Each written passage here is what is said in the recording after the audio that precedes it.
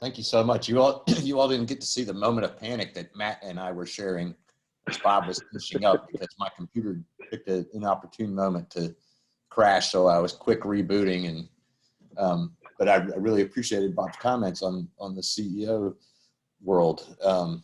Saw that happen a lot in Wyoming in different capacities when I was out there. For those of you, let me go ahead and see if I can get this up and rolling. I promise this won't be laborious. I hope it's not going to be laborious. So let's see, Matt, if you could give me a heads up. To cover, am I sharing yours? Well, I'm trying to get it shared up here on mine so you probably don't see it yet, but not yet. How about now? Is that good? Are you using two monitors? Yeah. Okay. What's the fix on this one, Chris? I think you helped the last one. I always forget. Oh wait, here we go. I think I got it. Oops. So we see the other. There it is. Yep. Perfect. All right. Good to go. Yeah. Sorry about wasn't know what I was going to be able to see what I was seeing, but anyhow, technology, love it. Anyway, for those of you that don't know me on this little meeting, my name's Andy. I just recently transitioned from the state of Wyoming, the Office of VMS, relocated down to Georgia, and what a move that's been. So when I was in Wyoming, which is where many of you know me from, I was the state EMS director and oversaw the hospital preparedness out there, and hospital preparedness, and then EMS for children, as well as the state trauma program. And it was a great and interesting ride. I learned a lot in Wyoming, and I don't miss the irony of now presenting to all of you in the region from the Dakotas and Montana and all the way up to Washington, I think. And now that I'm in Georgia, it's not lost on me. So I got most of my bio in there, but I just give you a little background of where I am. I'm now the director of the Division of Health Protection for the Georgia Department of Public Health. And then you can see the programs that I now have oversight for in the state of Georgia. But all of that is pretty new to me. I just got down here in April. So when I started the new gig, so I'm in the transition. And when Matt contacted me, he asked me who I knew could speak about transportation, and I was scratching through my brain. I'm like, man, Matt, after all this time working together, I think you probably know all the same people that I do. I don't know if I can come up with anybody new, but I thought maybe we'd approach this from just kind of my reflection now on this topic. I'm not the expert at transportation in rural areas and healthcare transportation. So I'm going to show you a little bit of what I have seen and found in Georgia. And a lot of it, I'm going to be relying on information that was provided to me by Nita Ham out of the Georgia Office of Rural Health, who, again, I'm sure many of you know Nita. She and we've not had a chance yet to partner up on a Georgia project, but thanks to this little presentation and working on it, we've now made the connection for Georgia, and I sent a separate email. I was like, hey, we need to get together and start partnering up. So I very much appreciate the state offices of rural health and what you all do, and I'm looking forward to working with them now in Georgia. So I'm a rural guy, and I really kind of sunk into that niche when I was in Wyoming, and I thought I'd just get this started by looking at it through my eyes so you guys can see what my rural perspective is going to be and what it is now in a couple of different fashions. So this is my home in Wyoming that I'll be closing on later this month. And if you live out there in those western states, you know what I'm talking about. 20 beautiful acres out there in Laramie County. House is 4 miles from my mailbox. That last big snowstorm that we had this winter, I woke up to a snowdrift. It took me 4 days to where I could finally get up to the road and walk out. and then had to find a neighbor who happened to be out running his machine to come, paid him to come clear my driveway. So that's what my rural life was in Wyoming. And then I loaded up and said, all right, well, let's go about 1,400 miles down the other way. And not that you all are unfamiliar with this, but just thought I'd throw it up there and show you the path through rural America that I followed. It only took me about 7 days to get through Nebraska, as I recall, when I was driving. No offense intended to any of my Nebraska colleagues, but that is a long drive getting through that state and then dropping all the way down and going to wind my way into my new home, which is going to be in Aragon, Georgia. So this is what I'm moving to. Once again, managed to find, just in case you doubted whether there were rural parts of Georgia, they are indeed there, and I found them, and that's where I'm going to be. And so in Wyoming, it would take me about 20 minutes I could be at the hospital in Cheyenne if I needed to go there. It's going to be almost the same, if not even a little bit longer, where I'll be here, which is pretty close to the city of Rome, Georgia, probably my closest, biggest healthcare. So that's what I'm moving to. Here's what I do know about rural healthcare transportation. I'm an EMS guy, and EMS, as many of you know, is a safety net in both the urban and rural settings. And I've spoken many, many times on the threat that rural EMS is under both in the West and down in Georgia in the Southeast in our rural areas. And I won't bother reiterating all of that for you, although I'm happy to at some point. But the lens through which I've always viewed healthcare transportation has been through that EMS lens of how do I get that business done, because that's the world that I walk in. And I think particularly in the post-COVID world or mid-COVID world, whatever that we are right now, it's become more apparent to all of us, when transportation assets aren't there or they are affected by something. Emergencies, yeah, okay, we call 911 and someone can get transportation, but what about the non-emergency healthcare that folks need? What does that look like when you need to get to a dialysis center or your follow-up appointments for an issue or a chronic treatment? How do you solve those rural issues? Well, so my solution is pretty simple. If you don't have hospitals, you drive. If you don't have a car, get a job. If healthcare is expensive, well, you get a job with insurance. And well, you're working late nights and shift and can't take off from work. Well, get a day job with insurance and sick time. Well, that all works well in my world because I'm fortunate enough to have all of that, as are many of you. Most of you are.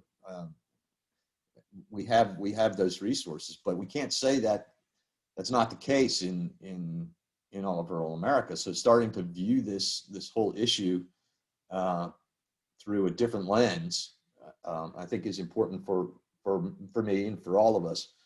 And I got to say, adding in here, as I've been reflecting on this whole topic over the last couple of days, of all the issues that we face in rural healthcare or healthcare period, it seems to me that this would be one that we could solve.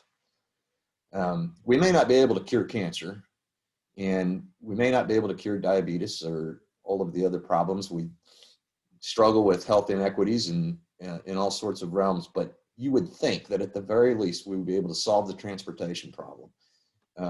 And maybe that's the way, maybe this is the new place to start with working on. If we can fix this, maybe we can start to fix some other things. So what happens when we're talking about transportation, what happens with a family or a person who, when employment and wages have been lost due to the pandemic that's going on, or they can't afford a vehicle, teenage kid takes the car out, wrecks it. As Bob mentioned, we've got a local critical access hospital that's closing, and now we're having to go further.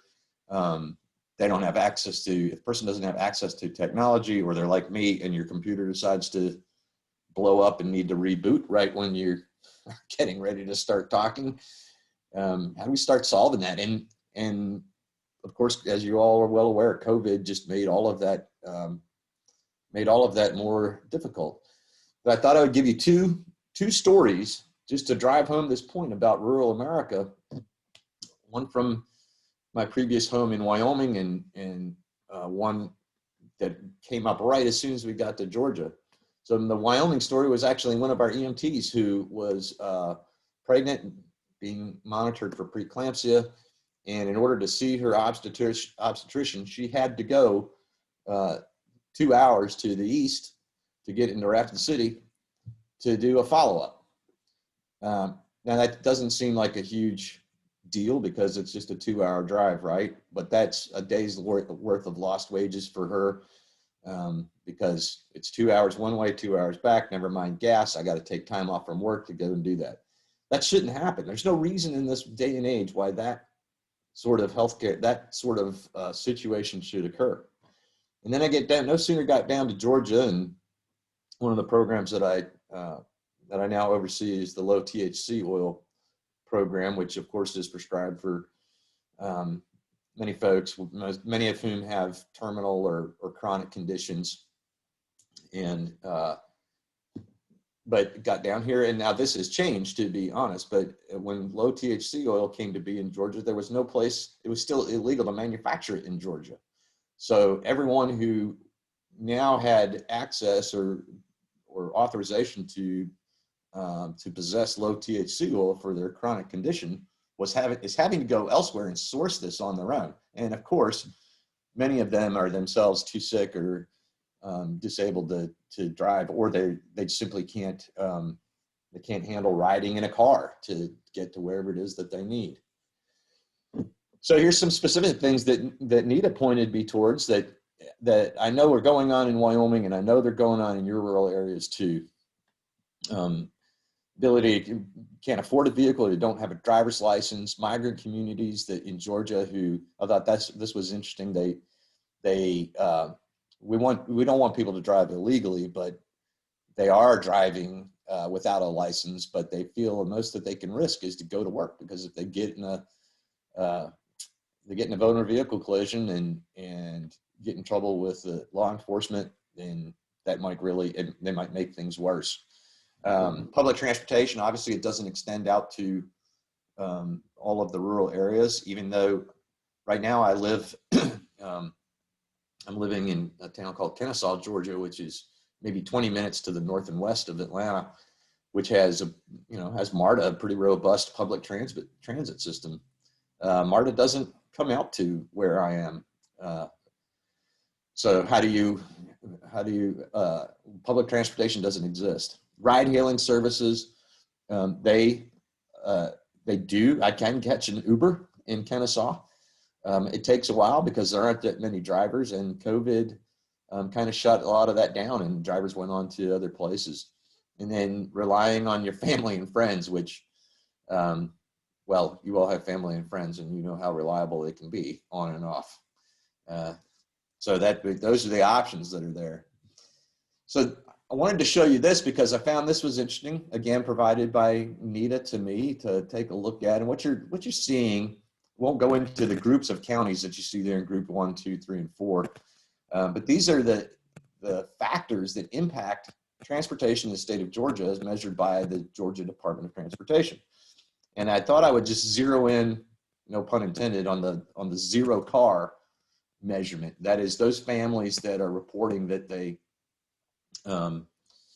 don't have access to a single vehicle, and not that the other factors here that are, that are clearly social determinants of health, not that they aren't important, but, you just think, I may not be, as I look at this list up here, difficulty with English, person's age, or their income level, I may not be able to affect all of that, but good grief, we make the assumption this is America and everybody ought to be able to get a car, right?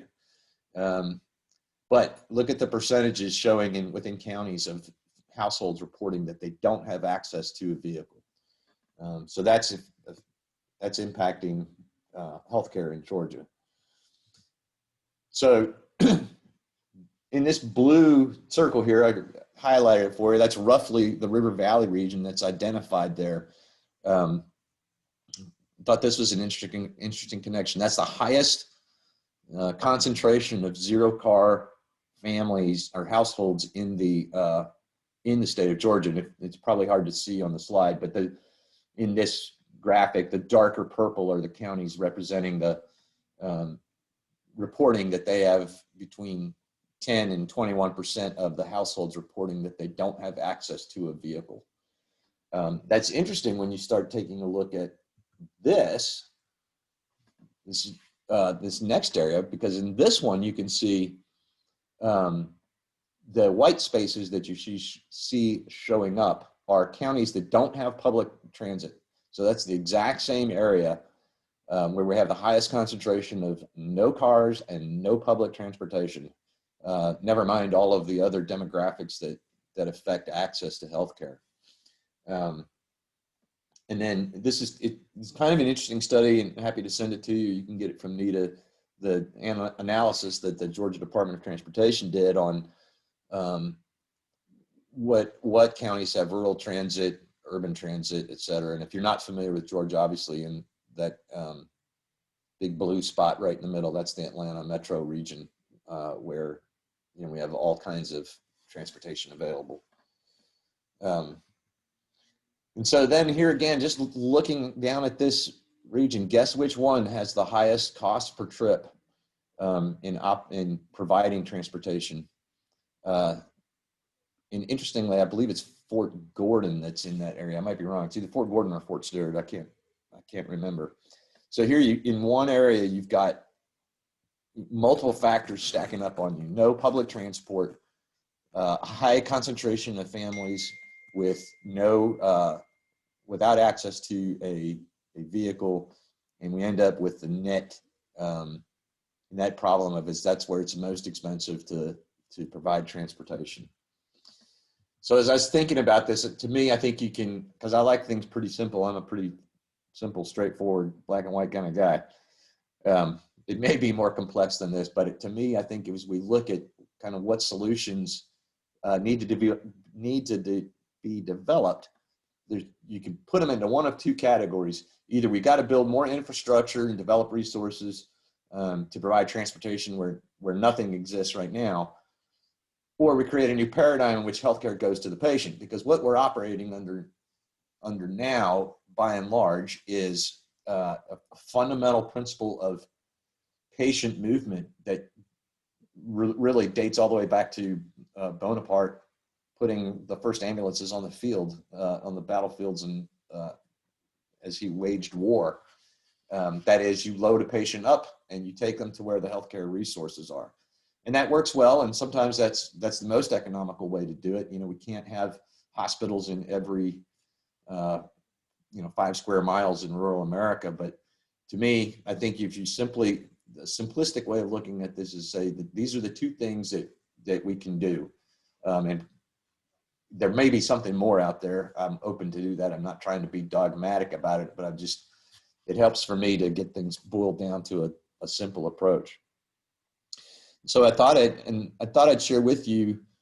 Now I'm not the expert at this grant and what it was done, but you can certainly contact Nita if you want to get more information. But she was right on it when I said, "Hey, what's going on in Georgia as it relates to transportation?" And she has used the Rural Hospital Stabilization Program in Georgia, which was put in place by Governor Kemp.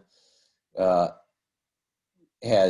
grant funding has been used by lots of projects, in developing infrastructure within hospitals, but a lot of the hospitals under that grant program built and developed local transport programs. Now, I thought that was interesting when I read that and listening to Bob's comments earlier about the importance of critical access hospitals.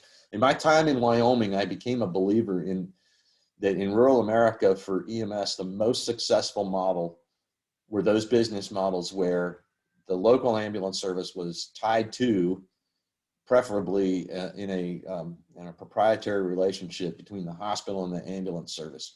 Because of all those things that Bob was pointing towards, when you have within your local hospital, within the rural area, you have CEOs, you have CFOs, COOs, infrastructure that can help maintain it. They know how to plan, organize, develop budgets, all of those things that you need in order to make an ambulance service run like a business, instead of the local ambulance club, which is the way a lot of them are operating in rural America today. So when I saw this and Nita's and the Georgia program's observation that when these programs are developed by local hospitals, they seem to work really well. Hey, that's no surprise to me, because we've seen that in other areas. So I'm sure there is more information out there. The Georgia SOAR site has a whole more information and some reports that you can see if you want to see about what the stabilization program has been used for in Georgia. And I'm sure that Nita would be more than happy to talk to any of you more about the program. So that is something that's working. And that, going to my two big solutions, that would be an example of putting infrastructure in where none existed previously, or helping to develop it. And then that starts your brain to thinking about what else could be done. And many of you have supported, through your offices of rural health, have supported community paramedic programs out in different rural areas, and we're trying to get traction under that. We were working hard on that in Wyoming when I was there, and hoping to use some of the public health workforce funding that we received from the feds to kick this a little further down the road in Georgia as well. So I would suggest that this falls into an example of taking the healthcare to the patient. How do we get out there and put them, put our community paramedics into the home with the patient? And then finally, I'll point towards one last thing that was just that's going on in Georgia that starts to offer a little hope, and that's the development of autonomous vehicles. It's still under testing. I don't know how far they are from actually launching that, but man, wouldn't that be amazing if that became available in our rural areas, where you just were able to go down and get connected with an autonomous vehicle that's able to take you to your doctor's appointment or your follow-up. I think that day is for sure coming. It may not be during my career or even in my lifetime, but I think it's out there. Now, that particular vehicle, I don't believe is going to do real well in Wyoming when the snow hits and gets 3 feet deep, but we have autonomous snow plows at that point too, so maybe that'll all be working fine. So that's really what I have for you, and I really would, from my perspective, as the new guy coming into Georgia, and maybe starting to lean in with Nita and the Georgia State Office of Rural Health and start taking a look at this issue. I'd like to hear from you guys as to what's going on in your state, what you're working on, and I'm sure that everybody else that's on there would. But really, the takeaway from this is, and I should have mentioned this, I'm not going to solve your transportation problems, but for me, it's beginning to think of this as beginning to think of this as in a different light, and viewing it through different eyes, and realizing that this is in fact affecting how we do healthcare in rural America. So Matt, that was down and dirty and really fast, but that's what I have, and I'm happy to take questions or talk about whatever. I probably don't have a whole lot of answers, but I'll hand the screen back to you, and there you go. Thanks, Andy. I appreciate it. If anyone has any questions or wants to put anything in the chat box, do that. I know right before you actually brought up the mobile integrated health and everything, before Pat had to leave from Washington, she said that one of her critical access hospitals has been using community health workers to provide transportation. So, and then right when she said that, you started talking about it, but she had to go, but they brought that up. But no, does anyone want to chime in or ask Andy anything? I think the issue with the transportation is like you were saying, Andy, there aren't really like concrete solutions to it. It's sort of like a hodgepodge of maybe leaning on EMS and community health workers, but I feel like there isn't like some overarching answer out there. Yeah, and it's hard to. I really actually appreciate you kind of roping me in on this, Matt, because it kind of forced me to think about what could be done, and that was. I mean, I might be wrong. There's an old saying that says, "We don't have any problems that money can't solve," but it really was struck by thinking that of all the things that we could fix, this ought to be one of them. We ought to be able to put together some solutions and a strategic approach to make sure that that we're getting out there. We've learned a lot through COVID. We've learned how to do mobile vaccinations. If we can do mobile vaccine clinics, then why can't we reach to the rural areas? It may not be ideal. We may not be able to deliver everything via that route, but I think if we put time and effort in there, we can get there. But again, it's about how much funding do we have, and how judicious can we be in spreading that around. It'll also be interesting to see if this infrastructure package actually goes through and we actually see some of the details of it, if any of that, like, rural transportation is actually in there. Yeah, for sure. And I think it certainly raises becomes one of the drums that, that healthcare, public health and state offices of rural health can help beat the drum for, to say, listen, if we're going to get a piece of that action, how can we use that to get to some areas that that don't have access otherwise?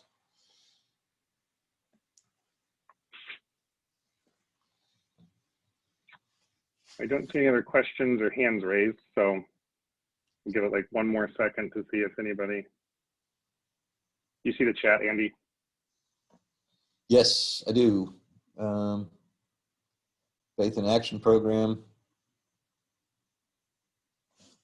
But yeah, was there something in there that you wanted me to respond to, Matt? Or? I thought I saw a question mark. No, thanks for sharing that though, Nicole. All right. Yeah. Anyone else? All so right. Matt, well, thank you very much, Andy. Thanks for coming in last second too. No worries. Let me know when the Georgia region SOAR is happening, or meeting is happening. They did theirs in May. I don't have next year. I don't have any use for those Western states anymore. Oh, geez. All right. Well, thank you, Andy. I really do appreciate it. Thanks for being with us today. Welcome.